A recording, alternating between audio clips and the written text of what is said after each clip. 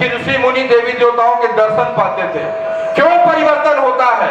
उस आश्रम में जाने पर किसी को क्यों उसकी मनोकामनाओं की पूर्ति हो जाती है? इसलिए क्योंकि एक ऐसी जगह है जहां पर पिछले 28 साल से श्री दुर्गा चालीसा का अखंड अनुष्ठान चल रहा है। अनंत रूप अनंत काल के लिए अखंड चल रहा है। सोच करके देखना, यहाँ 24 घंटे यह कार्यक्रम चला। 24 घंटे में कितनी दिक्कतें आई होंगी, ठंड लगी होगी, भूख लगी होगी, कई बार ऐसी चीजें आई होंगी कि हम बहुत थक गए, अब दूसरा आए।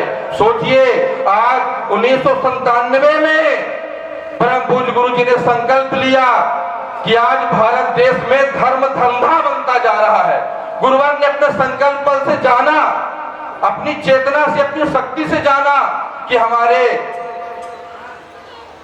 गरीब भाई, हमारे गांव के लोग, गरीब हो या अमीर हो, कोई भी हो, जो भी भावनावान व्यक्ति है, उसकी भावनाओं को ठगा जा रहा है।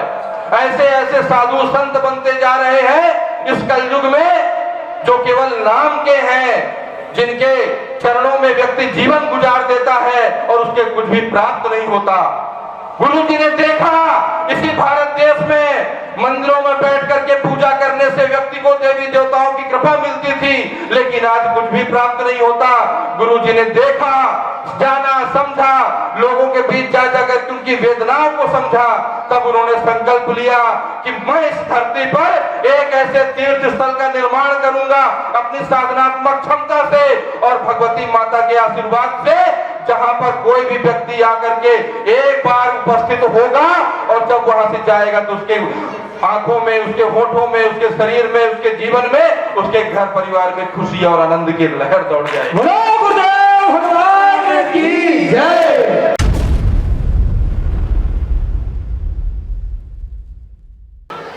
माता भगवती का ये अनुष्ठान आप समस्त क्षेत्रवासियों के सहयोग से, हमारे संगठन के कार्यकर्ताओं के अथक प्रयासों से संपन्न हो रहा है। मां के चरणों में नमन करते हुए अपने दोनों हाथ उठाकर पूरे उत्साह ऊर्जा के साथ वह जय घोष करेंगे कि हमारा निवेदन गुरुवर के चरणों तक पहुंचे और इस पैलानी तहसील का कण कण जागृत हो जाए। इस भावना को लेकर हम लोग जय घोष करेंगे।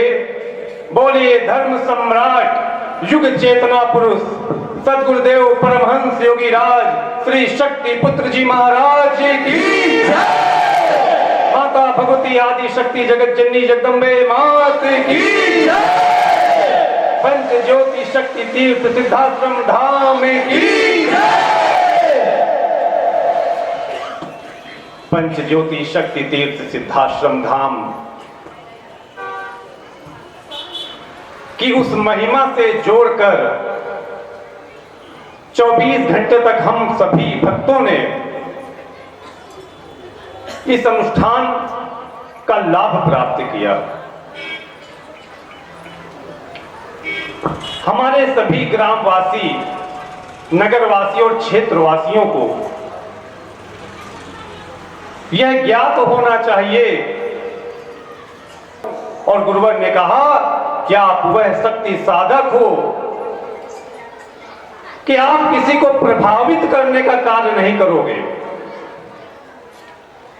आप किसी को प्रताड़ित करने का कार्य नहीं करोगे।